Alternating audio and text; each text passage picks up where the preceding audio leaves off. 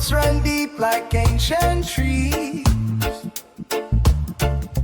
Blood of kings flows in our seas. Stories told through time and pain.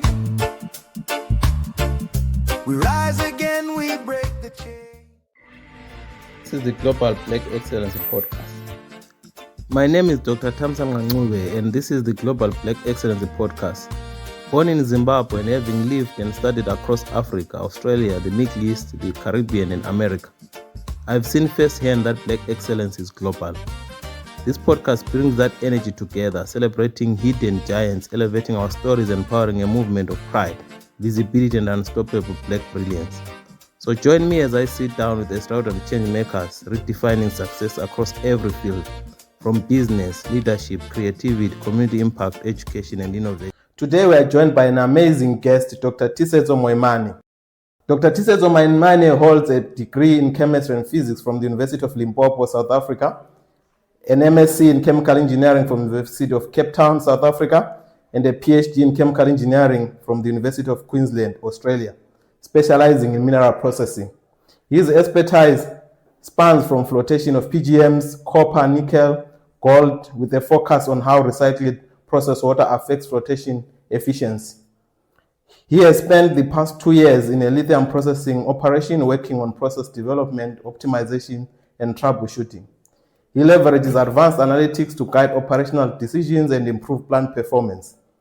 Key contributions include developing gangue-rejection and water treatment strategies, publishing and high-impact reviewing advances in colloidal interface science, and identifying major plant performance drivers in lithium operation. Welcome, Dr. Moimane Tiisetso. Thank you so much for the invite. I feel honored to be on this platform. And congratulations, by the way. I think we need platforms like this, where Africans can share their success stories. I know, of course, we're not the subject of the conversation, but what really made you think about creating such a platform?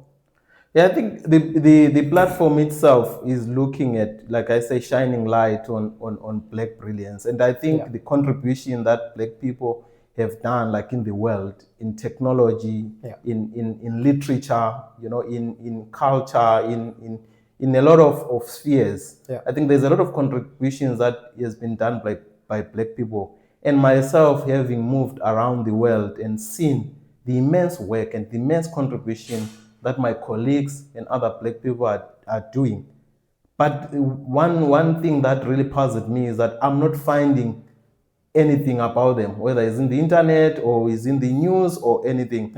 So for me, I was like, we can't let all these contributions go unnoticed. And I think it is an opportunity for us to bring that contribution to the people so that people understand and change some of the stereotypes that are there in the black community. So, and also inspiring those young people to be able to understand that they can actually do it. They can compete at a higher level, because we are competing at a higher level. Absolutely. And we have seen people are competing and winning at a higher level. Absolutely. So the issue is that if we don't actually show those young people that it is possible, no one will show them. We're not sure, and we just went there and went to compete. But there are some people who will not have that opportunity and that grit to move forward because they think they can't do it. So that's, I think in essence, that's what Global Black Excellence is focused on. No, that's amazing. That's amazing. No, thanks. It's really an honor to have you on the show, Dr. Tiisetso. I will start with with you growing up. What was it like when you were growing up? In terms of your village, in terms of how you grew up, school, and stuff like that.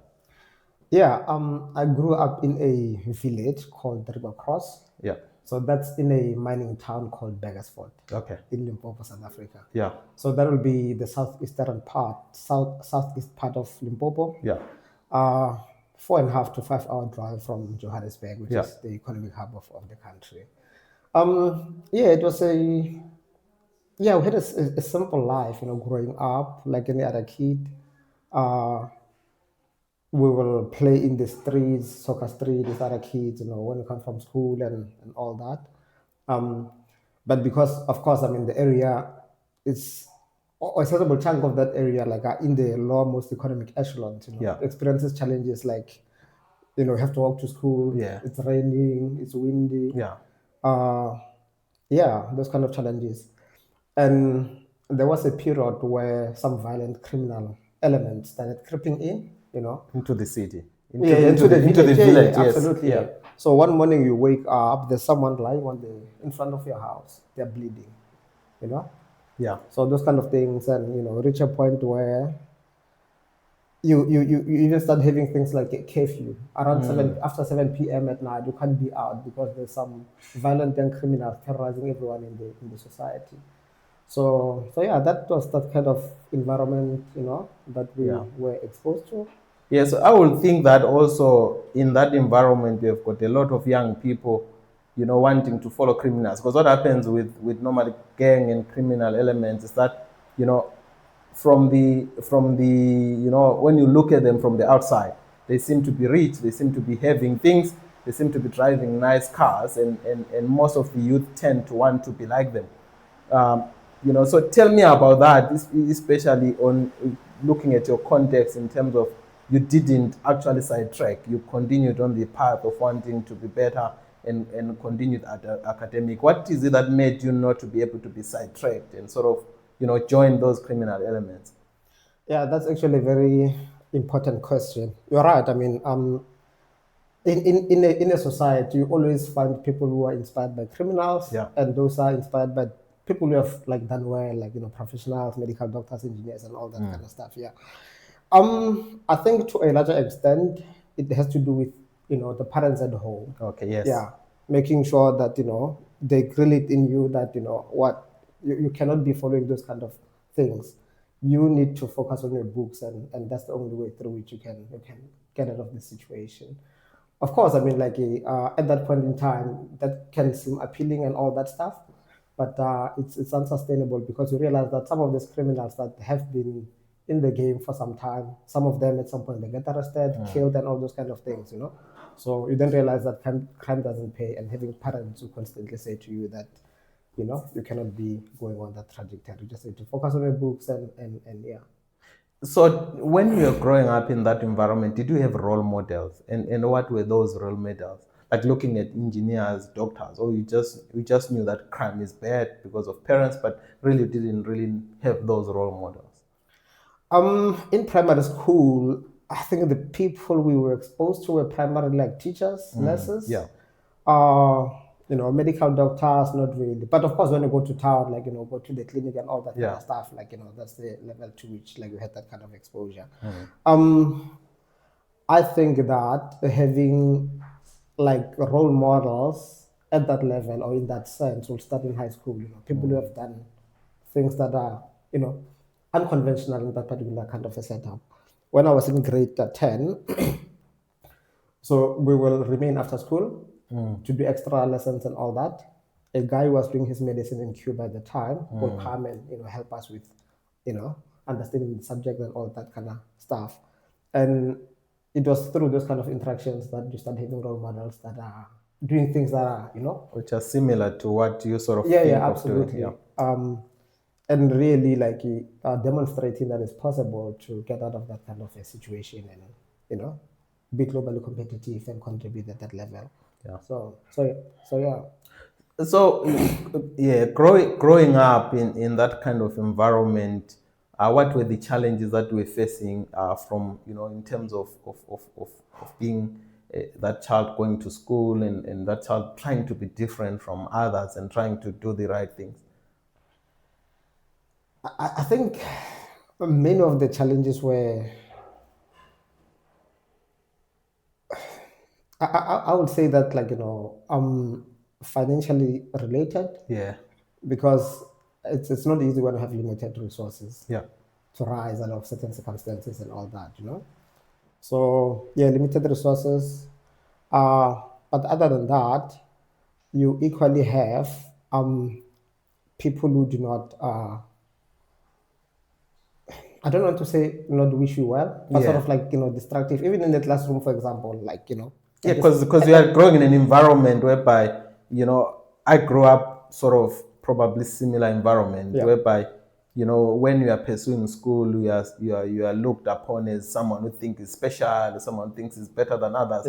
You're sort of an outlier, and you have got the majority going the other way, and you're there alone, trying to do the right thing. It can be very daunting. Yeah, absolutely. You find the situation in a classroom. You have a teacher here trying to teach. Yeah. And one of the learners goes on to say that this is not a private school. You should not be teaching us in English. I'm like, how else do you want to be taught that English poem means baby? Yeah. Then, of course, after school, after those extra lessons, when you're walking back home, it's like 5 p.m. You meet people on the street. They had been, home like some 3 hours prior to that. Yeah. They'll make comments like, as you say, you think you're special, you'll fail and be sorry, and all those kind of things that really, can negatively impact you and all that.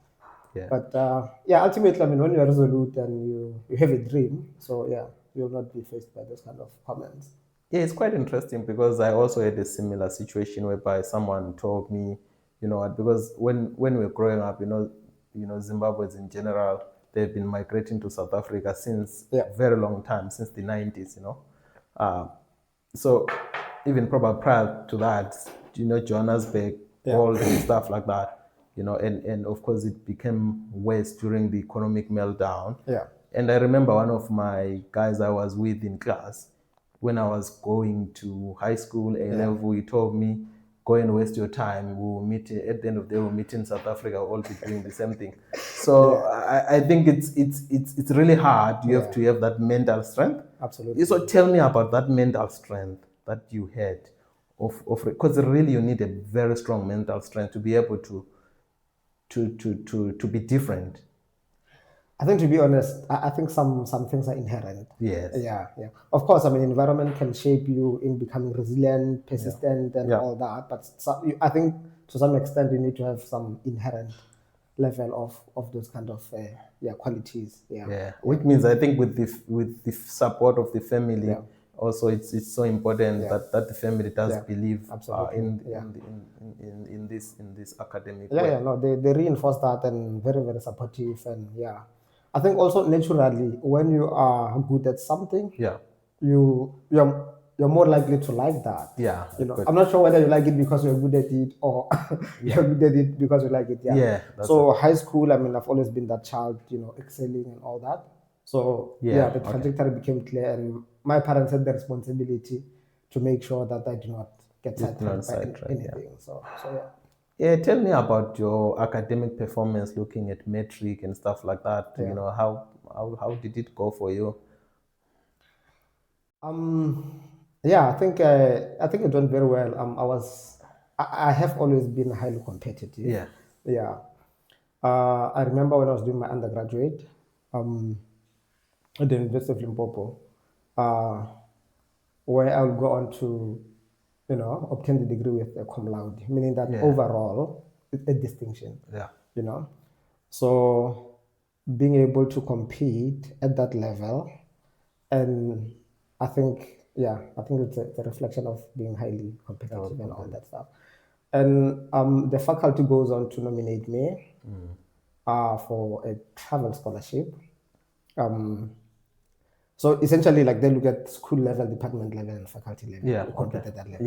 Yeah, that's how competitive I was. Okay. But unfortunately, I didn't get the scholarship. The scholarship was to what? To go? No, just travel, get exposed, Europe, and all that kind of stuff. All right. So, which year were you in? That would have been 2012. I was in my third year. So they'll go on to use my second year results, so as a measure to compare, who's the best overall and all that kind of stuff. And I think I had got distinctions in all the courses, second year and third year as well. Yeah. So of course, as I'm saying, I didn't get the scholarship. But it's just one of those things that serve as a gentle reminder that sometimes things don't go well. Yeah. But you have to, pick yourself up and move on. No, that's very true. I'm very interested when I look at your profile, basically. And I think we have had a discussion before, regarding University of Limpopo. When you look at general in South Africa, looking at the universities, there are those universities that we say they are traditionally called Bantu universities, Yeah. and you've got these universities which are top university, Cape Town, University of Cape Town, looking at your VITs and stuff like that. Yeah. When choosing a university yourself, did you have a choice to go to University of Limpopo? It was based on funding or what? No, University of Limpopo and the BSc. Yeah. That was not something I thought of. Yeah. Okay. Initially, I wanted to pursue health science, medicine or dentistry. Yeah. But that didn't work out. They put me on a waiting list. I got impatient, and I was like, someone said to me that you can actually register a BSc program, and after 3 years, you're then able to convert into the medical program. Yeah. I think the programs here in Australia, I don't like think you can be allowed to go straight into the medical program before you do a similar situation. But then I enrolled for the BSc. But it was called molecular biology. So you're doing biology, maths, physics, and chemistry. Yeah. Then during that first year, I realized that I don't think I'm particularly interested in biology, because there's one of those subjects that need you to memorize a lot. Yes. Yeah, you commit to memory. Then mathematics, physics, chemistry made sense, because I could easily make sense of that. They're much more logical and all that. So then I decided to follow that. Then I think I was in my third year. You start realizing that it seems like it's a bit difficult to get things like scholarships and all that stuff. Yeah. When you started study at what you characterize as Bantu universities, They call them historically black. Historical black university. Yeah. So there was that situation. Then I thought that maybe I need to pivot, and go to a university that is, well recognized, global recognized, and all that, in order to try and change the trajectory. So that's when you went for a master's in the at the University of Cape Town. So how did that transition happen? Was it a scholarship? Can you take me through that transition? Yeah. So what happened is that I was doing an honors in chemistry at the University of Limpopo. Yeah. Sponsored by some foundation called Sasol Inzalo. So they will get funds from the petrochemical company called Sasol. I'm sure you know the company. Yeah, sure. Yeah. Then they sponsor my honors. Yeah. Then they go on to give me a scholarship to do a master's. Okay. But that scholarship or that foundation is created to sponsor science and technology engineering students, STEM subjects at historically disadvantaged universities. Yeah, okay. Yeah. So meaning that you have to study there at the University of Limpopo. Yeah. Then I realized that, don't get me wrong, I would have finished the master's, the PhD, I would have easily gotten a job there as a lecturer. Yeah. I was one of the best performing students. Yeah. But I realized that my growth will become stagnant. Yeah. Yeah. I don't think it's a good idea to do everything, undergrad, PhD, in the same environment. Yeah. So your growth will become stagnant then and all that. Then I made a decision that maybe I need to change the environment. And many people didn't understand the rationale there, because we have this scholarship that pays for your tuition, accommodation. At the University of Limpopo. So you had gotten that at the University of Limpopo. They sponsored my honors. They wanted to sponsor the masters. Yeah. They pay for your tuition, accommodation. They give you money to buy food from ShopRite, Pick and Pay. Yeah. Get money to buy some food at the cafeteria's restaurant on campus. Yeah. On top of that, they give you 6,000 rands per month. As a 21. So it's a good package, very good package. As a 21-year-old at the time, very, very appealing. Yes. Then I decided not to take that. Yeah. I'm sure some people are looking at me and thinking that what kind of decision making is this? Yes. But I had to change environment in order to continue to grow. So yeah. Instant gratification. I think most people fall on instant gratification. Yeah. I think you need to have a bigger plan. Yeah. And you need to understand where you want to go. Yeah. We've got people, sometimes you might turn down a job that gives more money, and some people might not understand. Yeah. I remember, when I left Zim to go to the United Arab Emirates to do my master's, I think, I was going to be promoted. Yeah.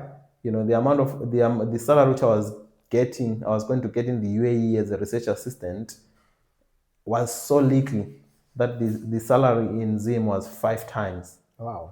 Yeah, 5 times or even a little bit more. Yeah. But I decided to go for that little salary. Yeah. Because as you say, Yeah. it's about growth. Yeah. You know, I think in life there are different stages. There are stages where you need growth. Yeah. There are stages where you need money or Absolutely. finance. And I think understanding that, Yeah. and I think that's what really when you know I met you for the first time, started talking to you. Yeah. I was very interested about that decision making Yeah. process that we have done. Yeah. You know, being able to forego instant gratification Yeah. for something bigger, for growth. You know, and very few people actually are able to make that decision. So it's really an amazing kind of decision making process there. Yeah, absolutely. And of course, I mean, retrospectively, I'm happy with that decision. Yes. You know? Go on to pursue the master's there at Cape Town. Yeah. In a completely different area. Remember that I did Bachelor of Science. Yeah. You're pivoting into an engineering space. Yeah. You know, you have never done any work, you know, course or anything in that space. And it's at the master's level, primarily self-taught, you know, because it's by research, you know. But yeah, through, you know, leveraging your transferable skills, hardworking, resilience, and all that stuff, you know. Yeah, I managed to finish the program on time. We go on to even publish 2 research papers in an international journal. Yeah. I think really that's what created a platform for me to be able to, you know, attract even scholarships from here. From Australia. Yeah. Before we move, you know, to your transition to Australia, I want to understand a bit in terms of, you know, what were the differences that you recognize between University of Limpopo and University of Cape Town? Because now you've got the historical black university, then you've got this other university, elite university, and it's a good opportunity, you know, for someone like you to say, you know what, I understand, you know, this difference. Is there anything different? A big difference. There's a big difference. So because at the University of Limpopo, for example, a sizable chunk or fraction of the student population there is like black, people, student people. But now, like, you go into an environment where people come from diverse backgrounds and all that kind of stuff, you know. So from that perspective, and also the fact that this is a prestigious university, a sizable chunk of the kids that go there from, like, you know, middle class and all those kind of things, you know. So the social fiber of that is significantly different as well, you know. So there you're not only battling with transitioning into a new field altogether, but a new environment socially and all that, you know. So and it becomes a bit challenging at first to compete, you know. So for example, we have these kids that have resources and all that kind of stuff. From the perspective of, I don't know, like, you know, they can make good slides, for example, for a presentation. Yes. Very good, like public speaking and all those kind of things. And get into that. So they call soft skills. So soft skills. Exactly. And unfortunately, at some universities, you know, we don't reinforce those kind you see the computer for the first time, or you operate the computer for the first time. You have never done programming. Yeah, absolutely. You know, absolutely. I think we all had that experience in terms of transitioning. I remember when, you know, I went to Cuba, I was 19 years, you know, coming from high school straight. Then when you arrive there, you find kids really can operate a computer and do programming and do a lot of, you know, calculations on Excel. And I think that transition which you are talking about, I really felt it. But for me, the transition was not on the academic side in terms of mathematics, chemistry, and stuff like that. I was very good, and I was probably better than most. But I also struggled on the soft skills, you know. Do you have the same experience whereby the actual content of mathematics, chemistry, the actual raw content, you didn't struggle that much? I never struggled on the technical side of things, to be honest with you. Yeah, it's on the softer side of things that and I think it's really lack of, you know, exposure to, I don't know, situations or it's a funding issue, no, because their students, you know, they have access to computers much easier because they are well funded. But really, as the quality of a student, you don't see much difference. No, you can't. No, I didn't see much difference, to be honest with you. I didn't. I could measure up, you know? Yes. Yeah.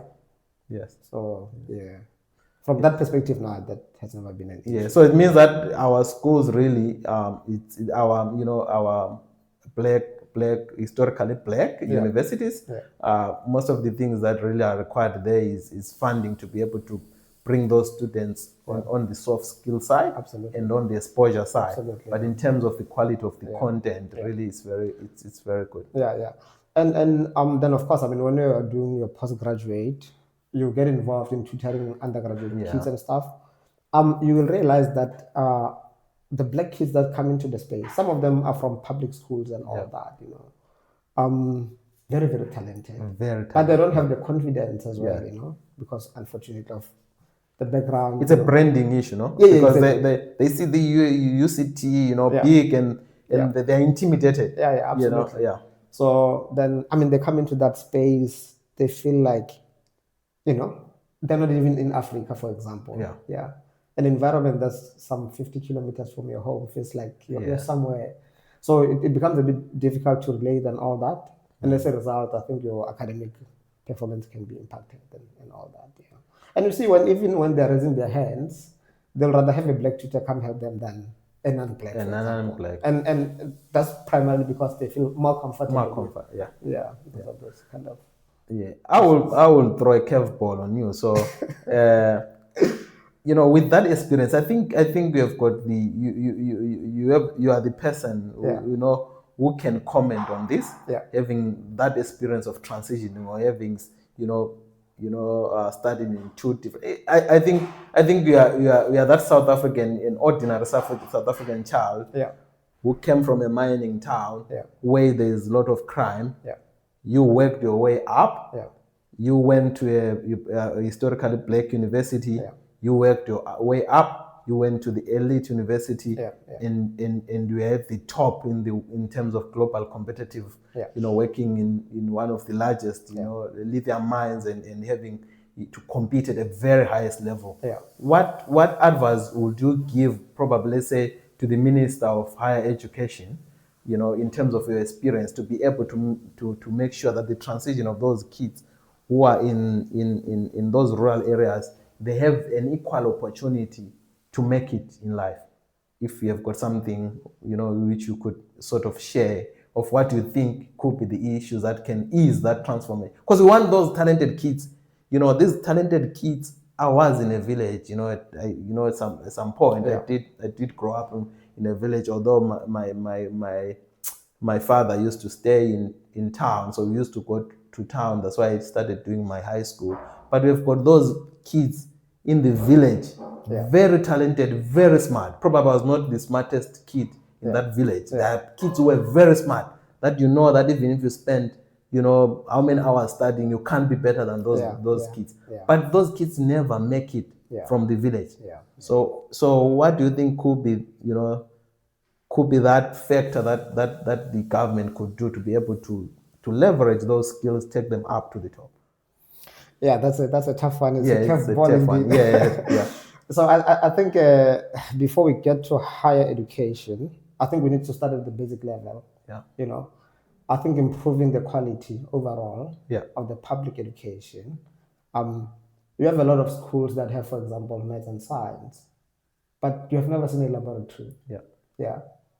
Then, I mean, whether you go to a historically disadvantaged or not, that's the first time you see a laboratory and all that kind of stuff, And even those laboratories as well, I think they were built like ages ago and all that kind of stuff. They're not modern and all that stuff.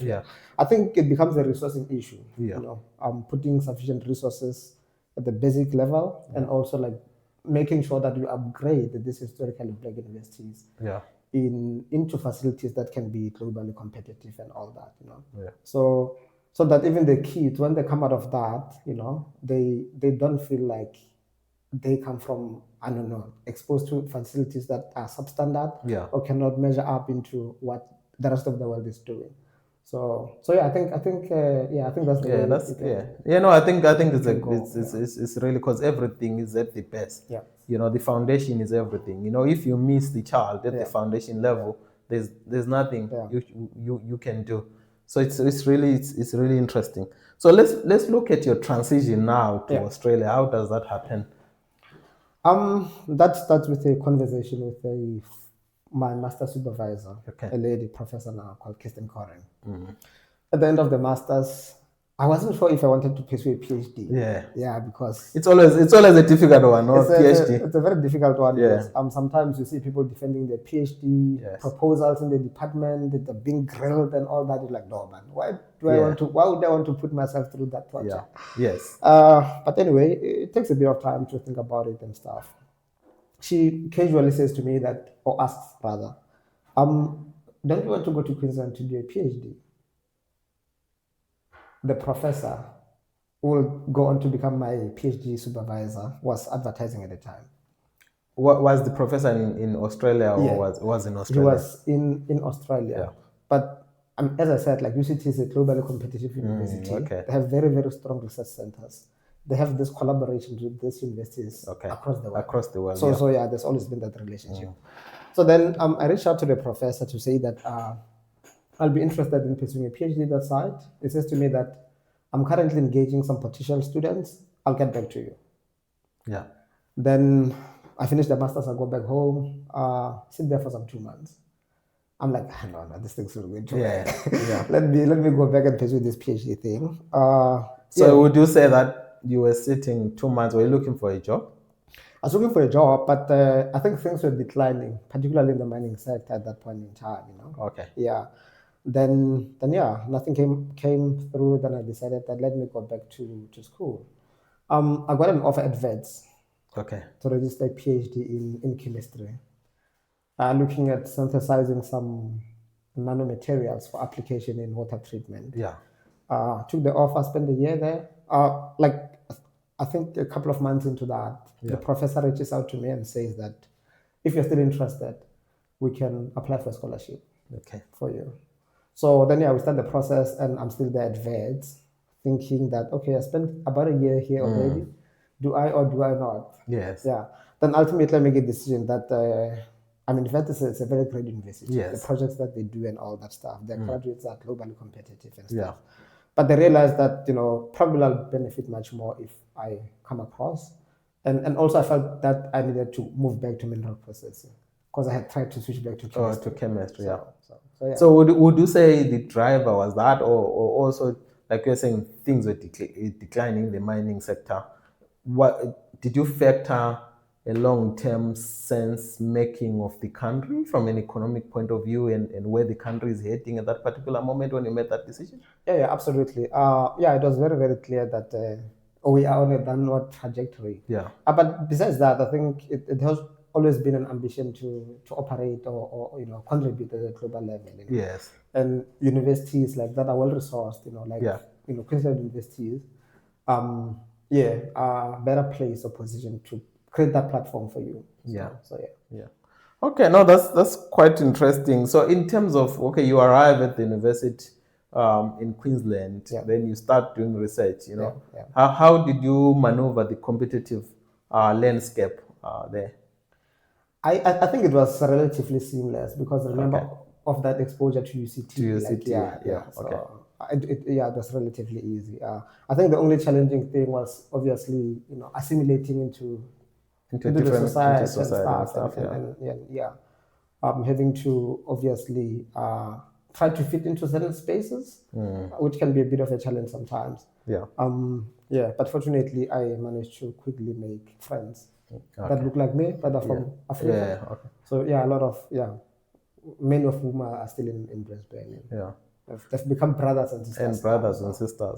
So in that environment and those friends that you met, can you tell me a bit about your experience with the African students that you met at Queensland, in terms of of their attitude, in terms of their competitiveness?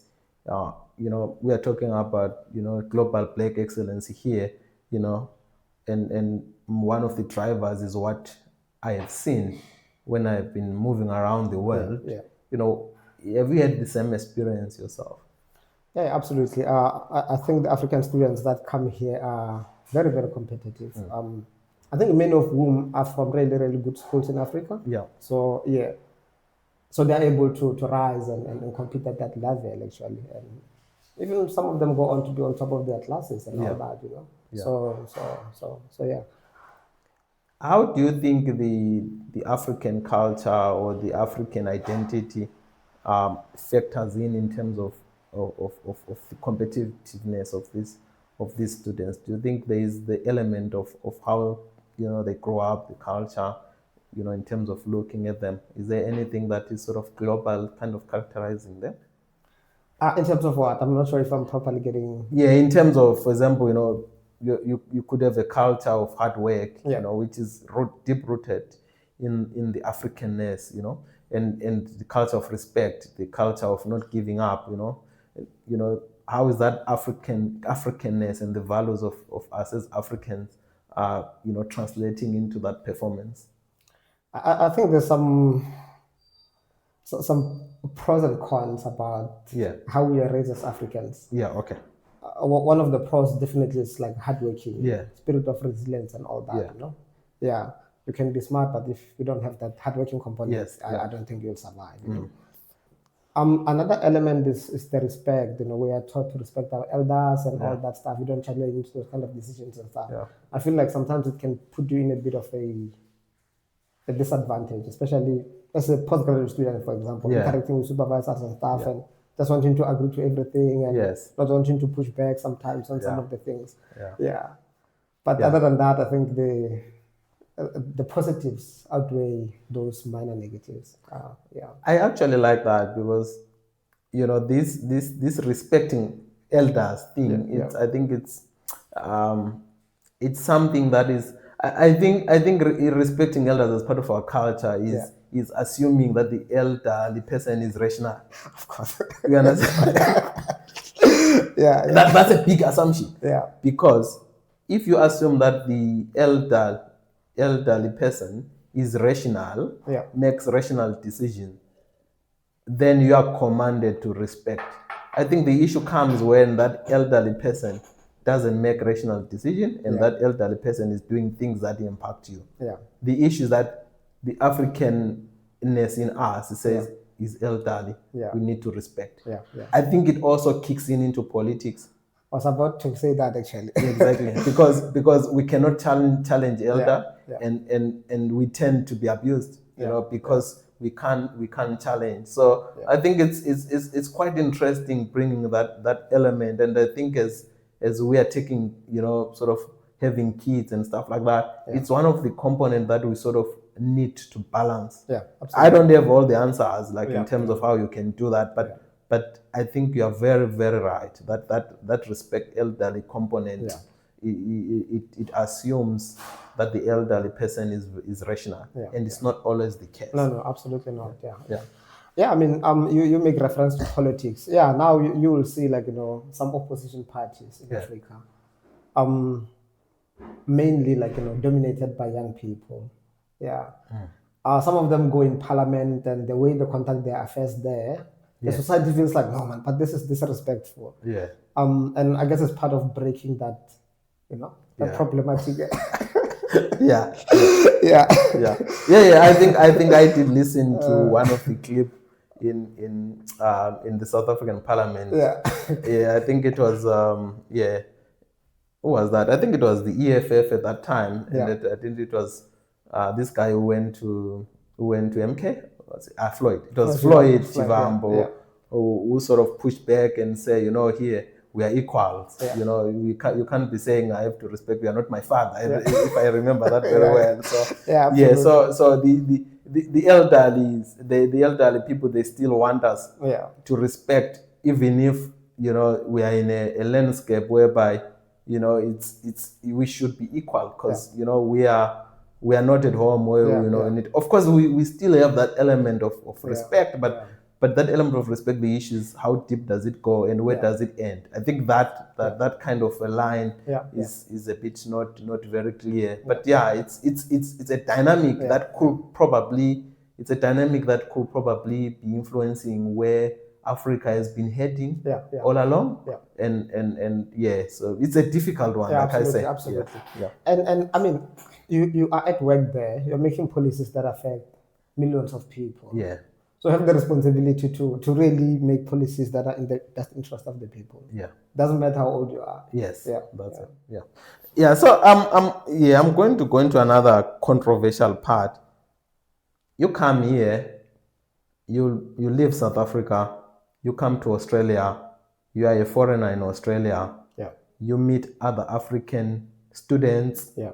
You know, Nigeria, Zimbabwe, Yeah. Botswana, Lesotho. Yeah. It's sort of a mixed pot. Yeah. Absolutely. You know, when we look at what is happening in South Africa currently with things like Operation Tutula, things like xenophobic attacks that happen, you know, how is that relationship with other African students as a South African? You know, when you come here, or have you had conversation with other students of the African continent talking about that situation, about their brothers that side that they feel like are not being treated well? Yeah, no, that's a very difficult and quite unfortunate one, you know. Yeah. Yeah, I've had, you know, conversations with people from various countries in the continent. Yeah. The general sentiment is that South Africans do not like foreigners and all that, you know. Yeah. But I think the caliber of the people or Africans that we meet here are professionals, people who went to school, are able to reason, to listen to the alternative argument and all that kind of stuff. Yeah. Yeah. So, but also I think that being so far from home, because also remember, some of these people have never been in South Africa. Yeah. You know, obviously they're seeing, you know, media headlines and all that kind of stuff. That's the image that they have of the issues that are happening on the ground, you know. Yeah. And while those things are happening, I think the problem is not properly characterized, you know. And It's very interesting because the problem is not properly characterized. Yeah. Do the people who are trying to solve the problem through xenophobia, Tutula, properly characterize and understand the problem and properly understand? Because, you know, not that I want to say what they're doing is right or what they're doing is wrong. Yeah. Because I think at the end of the day, people work with the tools that they have. But the issue is that, do they have that characterization right and the approach right? I don't think they have the characterization right. Yeah. I think they misdiagnose the whole problem. Yeah. And I don't think you should try to resolve, you know, societal issues like that. You know, it's I'm not sure if this whole violent streak in some of the South Africans is also a factor that contributed a lot or not. Yeah. But I think that while there are South Africans that are xenophobic, I think a sizable chunk of these acts are driven by the violent streak in South Africa. So there's an element of criminality. Yeah, absolutely. Which is then hidden through other things. Yeah. Okay. And also to add to that, if you pay attention, this xenophobic attack primarily affect people who are in the lowermost economic echelons. Yeah, poor people. And that's because people are fighting for crumbs and all that. You know? There's limited resources on the ground and all that for them, you know. So it's easier for one to say that, no, like, you know, we're in this situation because we have these people that come into the space, you know, they take our jobs, this and that, you know. And when you look at the jobs that they're talking about, that these foreigners are taking, you look at middle class professionals, for example, you'll never see that phenomenon that the group of engineers like gathered and said that all these Zimbabwean engineers must go home. You'll never have. We do a lot of projects. Me as a Zimbabwean, I think, you know, I have done amazing. And I've met money with South African professionals. And, you know, we have done amazing things. You know, we continue to collaborate at a very high level. You know, if I find an opportunity in Australia there, you know, one of the first, you know, I remember just last month, one friend of mine, you know, from Benin, that guy, I last saw him in 2011.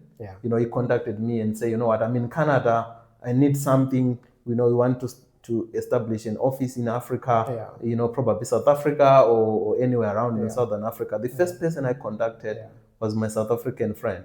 And I said, you know what, my brother, I don't have the capacity to do this at the moment. I'm very busy. Yeah. There is this guy, and they connected. So I think the connectedness of African professionals and the respect that we offer each other, I think it should be inspiring to even trickle down. That's what I'm saying. That's the reason why we talk about these issues here, because sometimes we focus on the fight that is happening down, but we don't focus on the collaboration, strong African collaboration of Africans and brotherhood that happens. We sort of take care of each other here. When I see you, I don't see a South African. I see an African, and if something happens to you, I will stand up and defend you with all my, with all my life. So, so you, in terms of that relationship that we had on the brother, what's the feedback that we are getting? Are they understanding that it's being characterized in an anomaly way? And what's the feedback that we are getting from them? Some of them, of course, do understand that actually that issue is not uniquely South African. Yes. Yeah. I think even in Nigeria back in the day, they chase Ghanaians, Ghana must go. Yeah. All those kind of things. Yeah. I think what is peculiar, obvious in this particular case is the violent. Yeah, the violent component. So I think there are a lot of Africans that do understand that issue is not primarily driven by just pure hate and all that. And also, like, even among South Africans, this kind of violent crimes, do happen.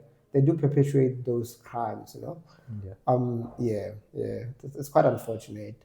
And besides the fights and stuff, sometimes there's issues of service delivery and stuff. Yeah. People are angry on the ground that we have one clinic in this whole region. Mm-hmm. Our kids get called in winter because the schools have broken windows and all that stuff. Yeah. And how they resolve that problem is to go and bend down that one clinic. I saw that in Fort here. It was very sad. I saw that in Fort here, where they bent down a building. It's not. So there's mischaracterization and element of criminality, which you really did stress out. Which I think, the element of education, the element of understanding the issues, the element of actually understanding the root cause. Absolutely. Because once you don't understand the root cause, you start attacking things that have nothing to do with what is happening. Absolutely. And I think that the political leadership has a responsibility actually to address that issue. Because people don't actually, sometimes, like, even if it's a misdiagnosis, like you are saying, the issue is that, of course, if there is issues to do with illegal immigrants who come without papers and stuff like that, it's not okay to go without papers. We don't come here without papers. People need to be documented and stuff like that. But I think it's an issue of, okay, what's the root cause of it? Who is the problem? Is the person who came illegally, or is the system? So instead of attacking the person, because the issue is that systemic issues cannot be solved by just attacking people one by one. They are solved by attacking the system itself. Absolutely. So the issue is that it's a systemic issue. So a systemic issue don't solve by finding a person and say, you go home. Because the system remains, no? Absolutely. So the issue is why there is that systemic issue.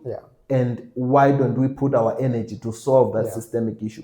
Because attacking the poor person who just went there, tomorrow there'll be another one, tomorrow. So you are directing your energy to the wrong place. Absolutely. That's a poor diagnosis of the problem. I make reference to the political leadership. During the transition, you can decide to leave this out or not. I don't know. During the transition, that obviously South Africa was colonized, there was an apartheid system and stuff. Then you have a black president that comes into power, Nelson Mandela.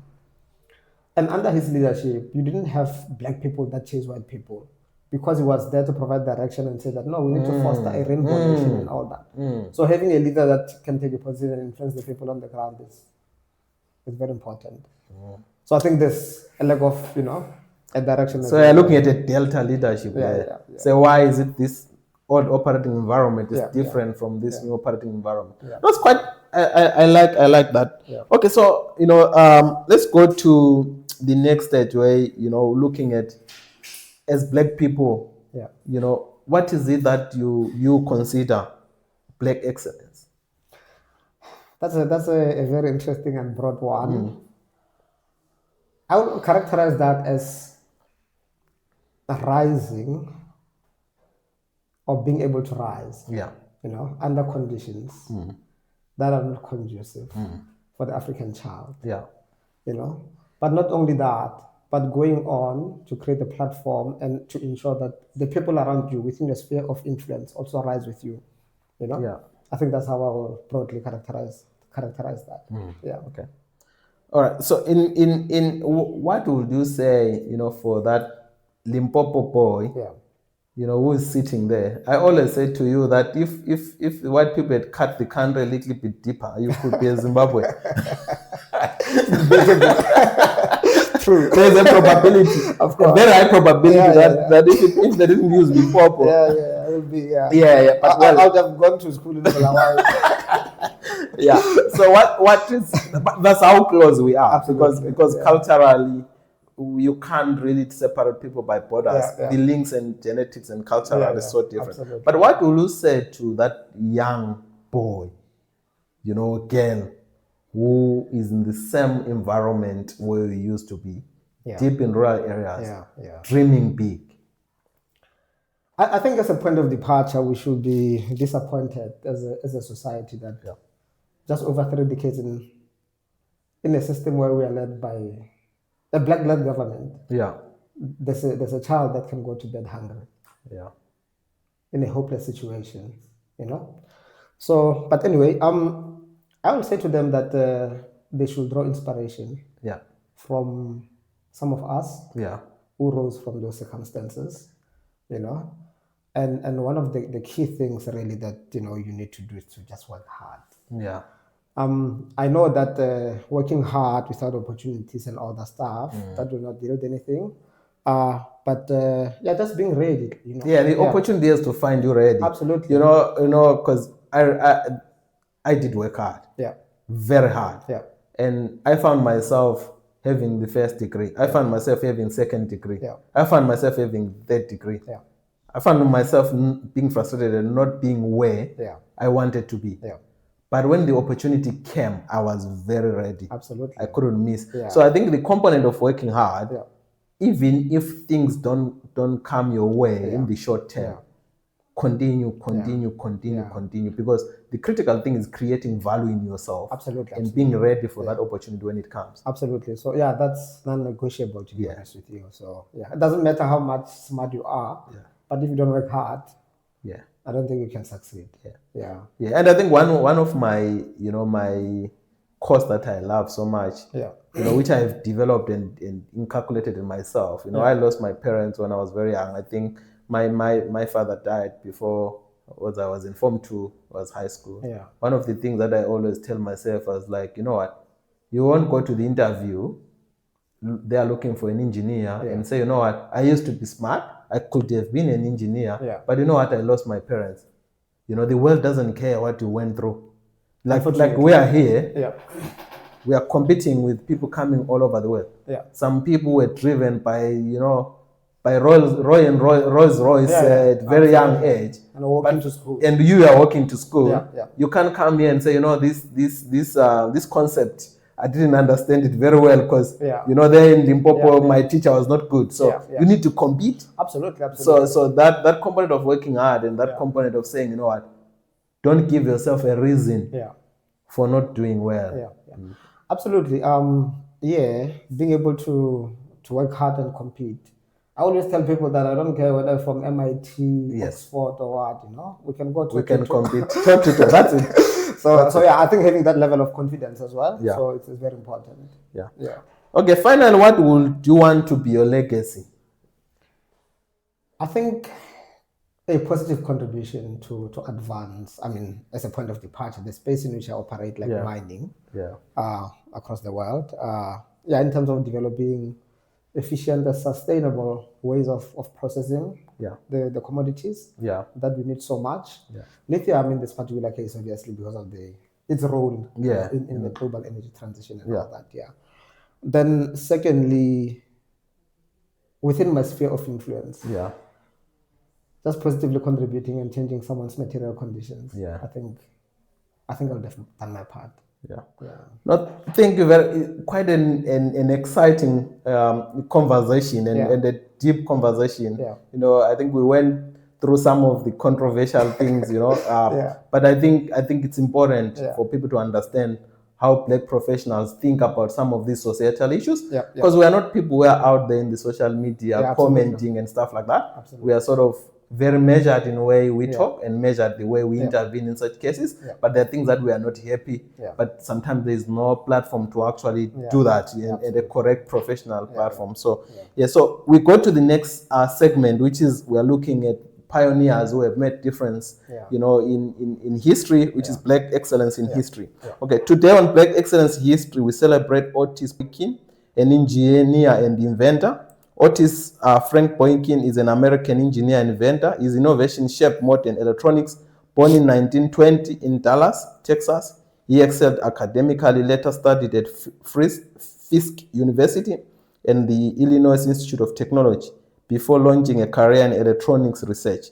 Boykin developed highly accurate resistors and electronic control devices used in IBM computers, missile systems, radios, and television. His most influential contribution was the improved control unit for the implantable pacemaker, work inspired by the early loss of his mother to heart attack. Over his career, he earned up to 26 patents, becoming one of the most impactful Black inventors of the 20th century. In the 1970s, Boykin sued his former employer, Chicago Telephone Supply Corporation, for $5 million, claiming the company took credit for his pacemaker control device. Although the case was dismissed, it highlighted the systemic challenges Black inventors faced in protecting their intellectual property. After the lawsuit, Boykin continued his work independently, running a consulting and research firm with offices in the US and Paris. His circuits powered the paths of modern technology. Thank you for watching. Subscribe and share.